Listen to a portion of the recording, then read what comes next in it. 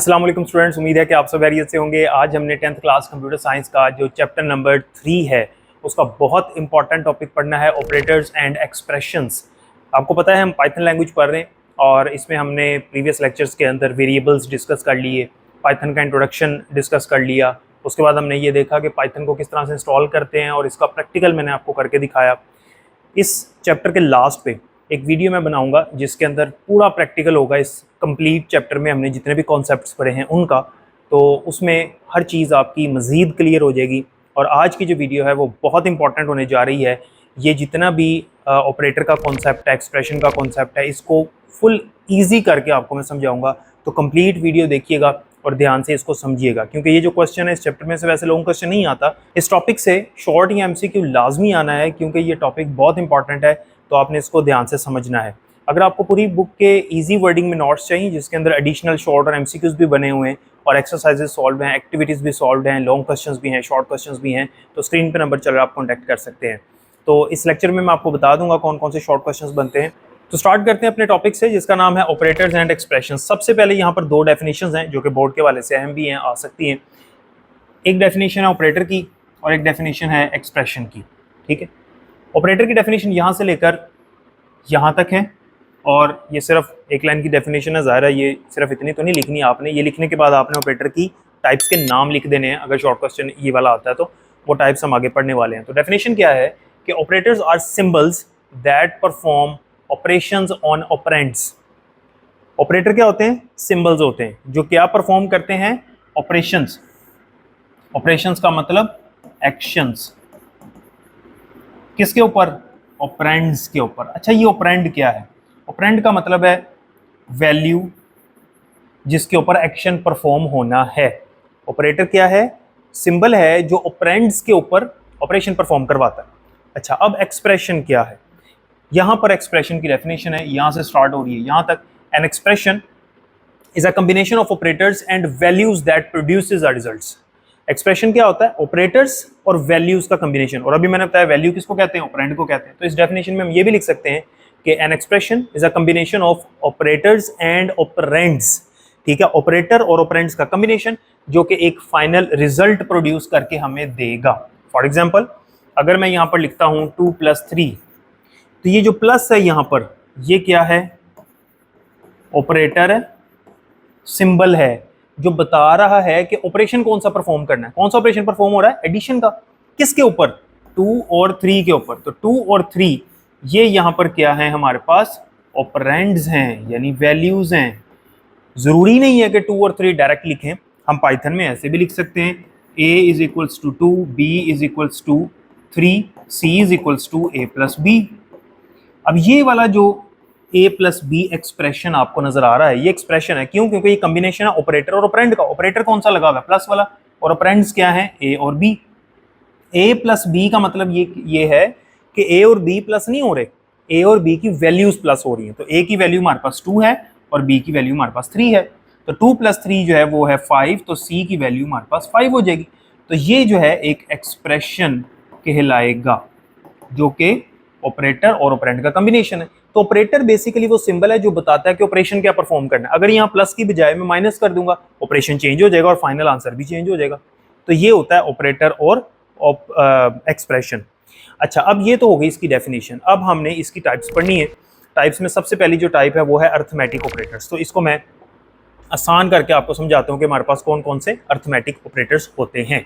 सबसे पहला हमारे पास अर्थमेटिक ऑपरेटर होता है प्लस का, जो कि आपको पता है सम करता है। ठीक है, जैसे कि a+b।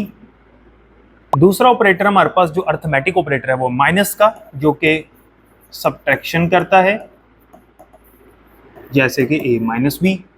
इसी तरह से मल्टीप्लिकेशन के लिए हम यहाँ पर एस्टेरिस्क यूज करते हैं। ठीक है, ये इसके स्पेलिंग होते हैं। एस्टेरिस्क को कहते हैं, ये मल्टीप्लाई के लिए इस्तेमाल होता है पाइथन के अंदर। ठीक है,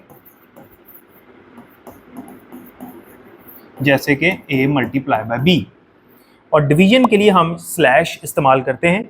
ठीक है, ये हो गया आपका डिवीजन के लिए, जैसे कि a/b। अच्छा, ये चार तो कॉमन है मैथ्स के अर्थमेटिक ऑपरेटर्स, इनका तो आपको पता है। एक और होता है हमारे पास डबल स्टार, हम लगाते हैं एक्सपोनेंटेशन के लिए। इसका मतलब है जैसे अगर मैं यहाँ पर लिखता हूँ a डबल स्टार 2, इसका मतलब है a का स्क्वायर, ये a की पावर होगी, ठीक है। इसका मतलब अल्टीमेटली होगा a का स्क्वायर, ठीक है। उसके बाद एक होता है हमारे पास डबल स्लैश, इसको कहते हैं फ्लोर डिवीजन।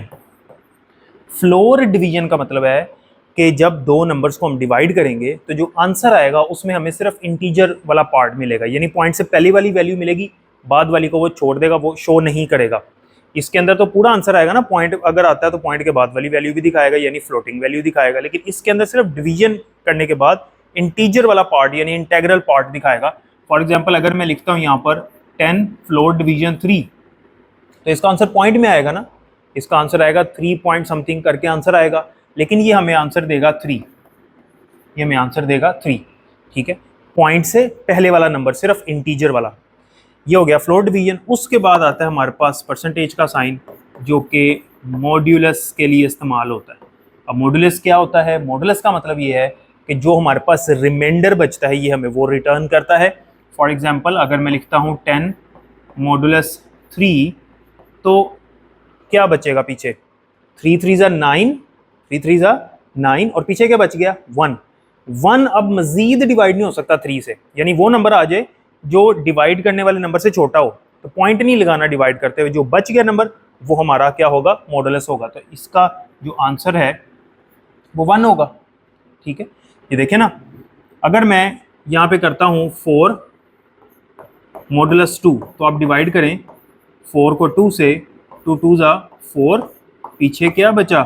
0। 4 को 4 से माइनस करेंगे तो 0 बच गया, तो इसका आंसर हमारे पास क्या आएगा? 0 आ जाएगा। तो मॉडुलस का ऑपरेटर हमें क्या देता है? रिमाइंडर रिटर्न करता है। यहां पर मैं आपसे एक सवाल पूछता हूं, अगर आपको इसकी समझ आ गई है तो आपने मुझे कमेंट सेक्शन में आंसर देना है। अगर मैंने किया 10 मॉडुलस 3 इक्वल्स टू 1, और मैंने आपको बताया कि जब ऐसा कोई नंबर आ जाए जो कि इससे मजीद डिवाइड नहीं हो सकता, जैसे ही 0 आ गया ना, 2 से मजीद डिवाइड नहीं हो सकता, तो वो हमारा रिमाइंडर है। तो मैं अगर आपसे पूछूं कि 3 मॉडुलस 10 कर लें हम, तो फिर क्या आंसर आएगा? कमेंट सेक्शन में वीडियो को रोक के यहीं पर मुझे आंसर करें, और मैं कमेंट सेक्शन में आपको समझाऊंगा कि इसका ऐसी सिचुएशन हो तो फिर आंसर क्या आएगा। देखें, ये वाली सिचुएशन वो है जिसमें जो नंबर डिवाइड कर रहा है वो छोटा है और जो नंबर डिवाइड हो रहा है वो बड़ा है। इसमें भी ऐसे ही है, बड़ा नंबर अंदर है, छोटा नंबर बाहर है, इसमें भी ऐसे ही है। लेकिन इसके अंदर हमारे पास 3 अंदर है और 10 बाहर है। छोटा नंबर जो है वो डिवाइड हो रहा है, बड़ा नंबर डिवाइड कर रहा है।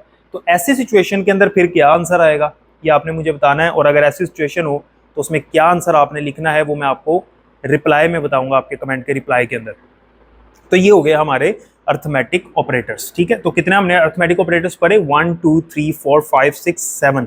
तो 7 अर्थमेटिक ऑपरेटर्स हमने पढ़े जो पाइथन के अंदर इस्तेमाल होते हैं, और इनको हम यूज़ करेंगे आगे जाके। तो अब हम आते हैं वापस अर्थमेटिक ऑपरेटर के बाद आते हैं हमारे पास कंपैरिजन ऑपरेटर्स। अच्छा, अर्थमेटिक ऑपरेटर की डेफिनेशन आपने याद रखनी है, और साथ अगर शॉर्ट क्वेश्चन नहीं आना है तो अर्थमेटिक ऑपरेटर की डेफिनेशन ये लिख के, जो कि यहाँ से स्टार्ट हो रही है, अर्थमेटिक ऑपरेटर्स यहाँ से लेकर और यहाँ तक की डेफिनेशन बनती है। तो उसके बाद आपने जो है इसके एग्जाम्पल के तौर पे सिंबल्स भी बना देने हैं। अच्छा, अब हम बात करते हैं कंपैरिजन ऑपरेटर्स की। कंपैरिजन ऑपरेटर्स की डेफिनेशन यहाँ से आपने याद करनी है, ये वाली डेफिनेशन है कंपैरिजन ऑपरेटर्स। अच्छा, जिन बच्चों के पास मेरे नोट्स हैं वो नोट्स से याद कर लें, वो यहाँ से करने की ज़रूरत नहीं है। नोट्स में मैंने जो फुल ईजी वर्डिंग है वो की हुई है, तो वो यहाँ से जो मैं बता रहा हूँ वो नोट करने की ज़रूरत नहीं है। Comparison operators are used to compare two values और एक्सप्रेशंस। कंपैरिजन ऑपरेटर क्या करते हैं? कंपेयर करते हैं दो वैल्यूज़ को, और इन ऑपरेटर्स को हम रिलेशनल ऑपरेटर्स भी कहते हैं। कंपैरिजन ऑपरेटर्स को रिलेशनल ऑपरेटर्स भी कहते हैं, और इनका जो आंसर है, यानी ये दो वैल्यूज़ को आपस में कंपेयर करते हैं, और कंपेयर करने के बाद देखते हैं कि क्या ये कंडीशन ट्रू है या फॉल्स है, और ये हमें जो फाइनल आंसर देते हैं वो ट्रू या फॉल्स देते हैं बस। इसका मतलब ये हुआ कि जो कंपैरिजन ऑपरेटर्स हैं ये हमारे पास बूलियन ऑपरेटर्स भी कहलाते हैं। वो ऑपरेटर्स जिनका आंसर सिर्फ ट्रू या फॉल्स आता है, ये याद रखना है, वो ऑपरेटर्स जिनका आंसर सिर्फ ट्रू या फॉल्स आता है उनको बूलियन ऑपरेटर्स कहा जाता है। तो आपको याद होगा बूलियन डाटा टाइप, जो मैंने वेरिएबल वाले टॉपिक में पढ़ाई थी, याद होनी चाहिए। मैंने तब भी कहा था कि आगे चल के इसका इस्तेमाल होगा, तो ये वाला जो कॉन्सेप्ट है रिकॉल हो जाएगा। तो बूलियन ऑपरेटर्स वो होते हैं जिनका आंसर सिर्फ ट्रू या फॉल्स आता है। तो कंपैरिजन ऑपरेटर जो है वैल्यूज को कंपेयर करते हैं और देखते हैं कि क्या ये कंपेयर होने के बाद आंसर ट्रू दे रहा है या फॉल्स दे रहा है। इसकी एग्जाम्पल भी मैं आपको बता देता हूँ कि कंपैरिजन ऑपरेटर्स की टाइप्स कौन सी हैं और हम उनको किस तरह सॉल्व करते हैं। ओके जी, तो कंपैरिजन ऑपरेटर में हमारे पास एक ऑपरेटर है ग्रेटर देन, एक है लेस देन, एक है ग्रेटर देन इक्वल्स टू, एक है लेस देन इक्वल्स टू, एक है इक्वल्स टू। कंपेयर करने के लिए जो इक्वल का ऑपरेटर लगेगा वो डबल इक्वल लगेगा, और एक आता है हमारे पास नॉट इक्वल्स टू। तो ये 6 हमारे पास कंपैरिजन ऑपरेटर्स हैं। तो इसको देख लें ज़रा, यहाँ पर मैं जिस तरह से इसको सॉल्व करने लगा हूँ। फॉर एग्जाम्पल ए की वैल्यू 5 है और बी की वैल्यू 6 है, तो इन वैल्यूज़ के मुताबिक हम देखेंगे कि आंसर जो है हमारे पास वो क्या आता है। ठीक है, यहीं पर मैं इसको लिख देता हूँ। अच्छा, अगर मैं लिखूँ ए ग्रेटर देन बी, तो आंसर ट्रू आएगा या फॉल्स आएगा। तो यहाँ से आप देखें ए की वैल्यू 5 है, बी की वैल्यू 6 है, तो ए जो है वो बी से ग्रेटर नहीं है, बल्कि तो ए तो स्मॉल है, 5 जो है वो लेस होता है 6 से। ठीक है, तो ये आ जाएगा false. A less than B, बिल्कुल ठीक है, तो ये हो गया true. A greater than equals to B, क्या ए ग्रेटर है बी से? नहीं है। क्या इक्वल है? नहीं है। ना ग्रेटर है ना इक्वल है, तो फिर हो जाएगा false. A less than equals to B, equal नहीं है लेकिन लेस तो है ना, 5 लेस होता है 6 से, तो ये हो गया हमारे पास true. A equals to B, क्या ए बी के बराबर है? ये कंपेयर कर रहा है, याद रखना है। क्या ए बी के बराबर है? नहीं है, तो ये हो गया false.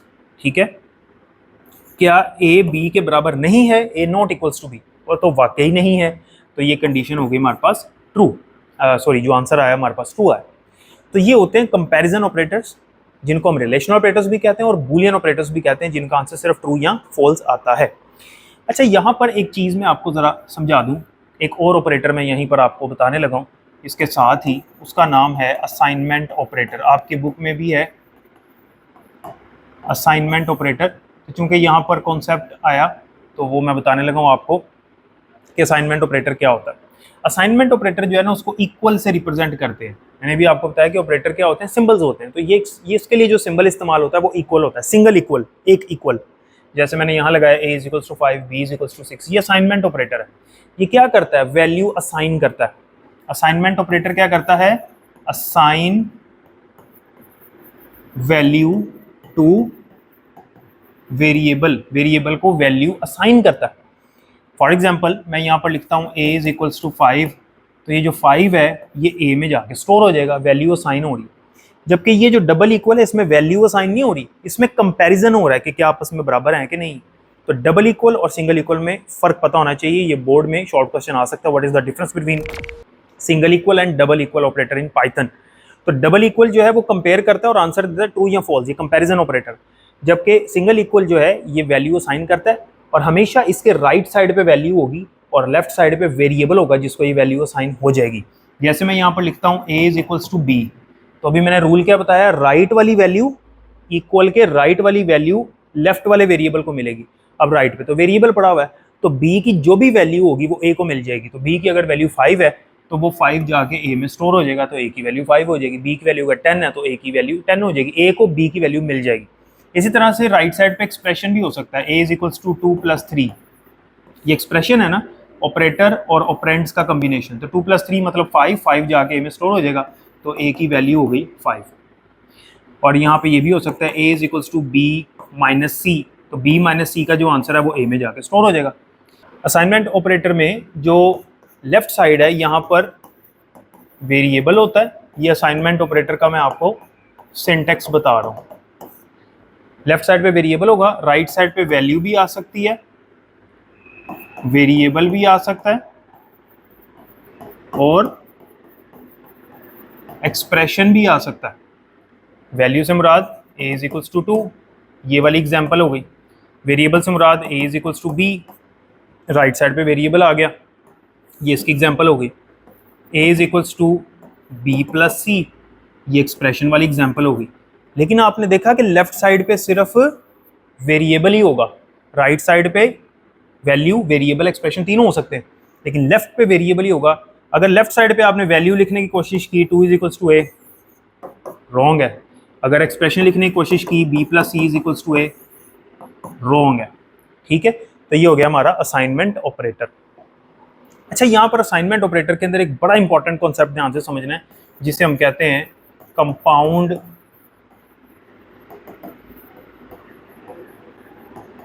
Assignment operator. Compound assignment operator क्या है? जितने भी, ध्यान से समझिएगा, जितने भी अर्थमेटिक ऑपरेटर्स हमने पढ़े, उनके साथ जब असाइनमेंट ऑपरेटर हम कंबाइन करके लिखेंगे, वो कंपाउंड असाइनमेंट ऑपरेटर बन जाएगा। अर्थमेटिक ऑपरेटर्स पढ़े, plus minus multiply divide float division और एक्सपोनेंटेशन, और इसके अलावा हमने पढ़ा मॉडुलस का ऑपरेटर। ये जितने भी ऑपरेटर्स हैं, ये इक्वल के साइन के साथ जब कंबाइन करके लिखें तो कंपाउंड असाइनमेंट ऑपरेटर कहलाते हैं। अच्छा, ये कैसे कर सकते हैं हम, उसको भी देख ले, परेशान नहीं होना, ईजी है। मेरे पास एक वेरिएबल है a इज इक्वल्स टू 5। मैंने a की वैल्यू के अंदर +2 करना है, 2 इसकी वैल्यू के अंदर प्लस करना है। ठीक है, तो मैं लिखूंगा a प्लस इक्वल्स टू 2। ये जो यहाँ पर मैंने प्लस और इक्वल लगाया है ना, ये बेसिकली कहलाएगा कंपाउंड असाइनमेंट ऑपरेटर। ये क्या करेगा, इस 2 को a की वैल्यू के अंदर प्लस कर देगा। तो a की वैल्यू क्या है हमारे पास, 5 है। अब a की वैल्यू हमारे पास क्या हो जाएगी, 7 हो जाएगी। किसकी वजह से, इस ऑपरेटर की वजह से। अच्छा, अब आप सोच रहे होंगे कि हमें जब पता है कि a की वैल्यू 5 है, तो हम 5 में वैसे 2 प्लस कर सकते हैं। देखें, कई दफ़ा हमें नहीं पता होता वेरिएबल की वैल्यू क्या है। क्यों? क्योंकि हमने वैल्यू यूज़र से ली होती है। तो हमारा जो यूज़र है, जो हमारे सॉफ्टवेयर को यूज़ कर रहा है, वो पता नहीं कौन सी वैल्यू एंटर करता है। हमने तो उस वैल्यू के अंदर जस्ट +2 करना है, तो फिर हम ये करेंगे। ठीक है, इसी तरह से अगर मैं आपसे पूछूं कि एक वेरिएबल है, उसकी वैल्यू में -5 करना है, तो फिर मैं क्या लिखूंगा, a माइनस इक्वल्स टू 5। उसकी जो भी वैल्यू है उसमें 5 माइनस हो जाएगा। इस तरह से multiply, a multiply by equals to 3। इसका मतलब है a की जो भी वैल्यू है उसमें 3 मल्टीप्लाई हो जाएगा। इसी तरह से अगर एक वेरिएबल है a जिसकी वैल्यू है 4, मैंने इसकी वैल्यू से 2 को डिवाइड कर देना है। ठीक है, 2 से डिवाइड कर देना है इसकी वैल्यू को, तो मैं लिखूंगा a divided by equals to 2। a divided by equals to 2 का मतलब है कि a की जो वैल्यू है उसको 2 डिवाइड करेगा और जो आंसर आएगा वो a में स्टोर हो जाएगा। तो 4 डिवाइडेड बाय 2 मतलब 2, तो a की वैल्यू हमारे पास फिर से 2 हो गई। ठीक है, इसी तरह से अगर मैं लिखता हूँ a मल्टीप्लाई बाय, अब ये मैंने 2 मल्टीप्लाई लगाए हैं, किस लिए, एक्सपोनेंटेशन के लिए, इक्वल्स टू 2। फर्ज करते हैं कि a की वैल्यू हमारे पास 4 है। जब a की वैल्यू 4 है तो इसका मतलब है a की वैल्यू का स्क्वायर, तो 4 का स्क्वायर कितना हो गया, 16। तो a की वैल्यू हमारे पास 16 हो जाएगी। तो जो भी वेरिएबल है, मैंने तो वैसे a लिखा है ना एग्जाम्पल के तौर पे, वेरिएबल जो भी हो उसकी वैल्यू में आपने कोई भी नंबर प्लस करना है, माइनस करना है, मल्टीप्लाई करना है, डिवाइड करना है, मॉडुलस करना है, आपने फ्लोट डिवीजन करनी है, आपने एक्सपेरिमेंटेशन करना है। तो सिंपल इज दैट कि आपने वेरिएबल का नाम लिखना है, आगे आपने वो अर्थमेटिक ऑपरेटर लगाना है जिसका ऑपरेशन परफॉर्म करना है, इक्वल का साइन लगाना है और आगे वो नंबर लिख देना है जो भी आपने जितना आपने प्लस करना है या माइनस करना है, मल्टीप्लाई डिवाइड, तो वो उसकी वैल्यू के साथ वो number plus minus multiply divide या मॉडुलस जो भी आप करोगे हो जाएगा। उम्मीद करता हूँ कि ये वाली चीज़ क्लियर होगी। अब हम देखते हैं कि हमने यहाँ से कंपैरिजन ऑपरेटर पढ़ लिए, हमने असाइनमेंट ऑपरेटर पढ़ लिया, हमने कंपाउंड असाइनमेंट ऑपरेटर पढ़ लिया जो कि यहाँ पर लिखा हुआ, ये डेफिनेशन इसकी यहाँ पर मौजूद है कंपाउंड असाइनमेंट ऑपरेटर की। ठीक है, वो मैंने आपको बता दिया। उसके बाद हमने अब पढ़ना है लॉजिकल ऑपरेटर, लास्ट ऑपरेटर है हमारे ऑपरेटर वाले टॉपिक के अंदर।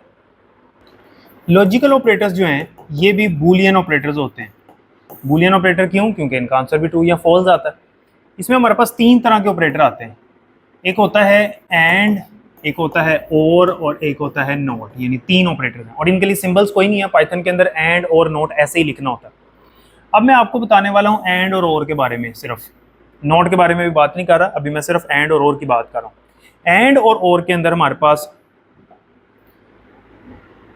2 इनपुट्स होती हैं और 1 आउटपुट हमें मिलती है, यानी एक हमें आंसर मिलता है। आउटपुट से मुराद है हमें कोई रिजल्ट मिल जाता है। ठीक है, अब ये जो हमारे पास आउटपुट हैं ये डिपेंड करती हैं कि इनपुट्स क्या हैं। अब ये जो इनपुट्स हैं ये भी ट्रू या फॉल्स होंगी और आउटपुट भी जो हमें मिलेगी वो भी ट्रू या फॉल्स होगी। 2 इनपुट का मतलब है या तो दोनों ट्रू होंगी या दोनों फॉल्स होंगी या एक ट्रू और एक फॉल्स। और जो फाइनल आंसर मिलेगा वो भी हमें ट्रू या फॉल्स मिलेगा। इसी वजह से तो लॉजिकल ऑपरेटर्स को हम बूलियन ऑपरेटर कह रहे हैं। तो एंड अब मैं बताने लगा हूँ आपको एंड, ठीक है। उसके लिए मैं यहाँ पर वैल्यूज लिख रहा हूँ, a is equals to 2, b is equals to 3, c is equals to 5, ठीक है। इन वैल्यूज को देखते हुए अब हम इसको देखते हैं, इसकी एग्जाम्पल को। मैंने यहाँ पर लिखा a greater than b and b less then c, a greater than b and b less then c। क्या a ग्रेटर देन b है? नहीं है, ये हो गई फॉल्स। एंड की एक इनपुट क्या हो गई? फॉल्स हो गई, एक इनपुट उसको मिली फॉल्स। क्या b लेस देन c है? क्या b लेस देन c है? ये देखना है अब हमें। तो b लेस देन c है, ये हो गई ट्रू। तो फाइनल जो हमें आउटपुट मिलेगी वो होगी फॉल्स। क्यों? एंड का रूल याद रखना है, एंड में ट्रू सिर्फ एक ही केस में होना है, जब दोनों इनपुट्स ट्रू होंगी। एक भी फॉल्स हो गई इनपुट या दोनों फॉल्स हो गई तो आंसर फॉल्स। ट्रू तब होगा एंड में जब दोनों ट्रू होंगी, ये रूल्स याद रखना है। तो यहाँ पर एक फॉल्स मिल गया तो आंसर फॉल्स। अब मैं लिखता हूँ a less than b and b equals to c। क्या a लेस देन b है? बिल्कुल है, कंडीशन ट्रू हो गई। क्या b c के इक्वल है? नहीं है, वो तो नॉट इक्वल है, तो ये होगी फॉल्स। इस बार इधर वाली ट्रू है, इधर वाली फॉल्स है, लेकिन उससे कोई फर्क नहीं पड़ता, फाइनल आंसर हमारा फॉल्स होना है। रूल वही है जो मैंने आपको बताया कि ट्रू तब होना है जब दोनों ट्रू हैं। अब मैं लिखता हूँ यहाँ पर a less than b and b less than equals to c।